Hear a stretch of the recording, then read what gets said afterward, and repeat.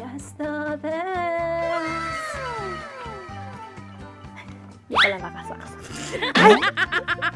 Pumasok na yung TF ko. So, deserve mong mag-coffee. Hindi lang basta coffee. Coffee with croissant. NANI?! Kaya ka ng 20, tas 3 croissant. Ang sabi mo? Croissant. Coffee with croissant.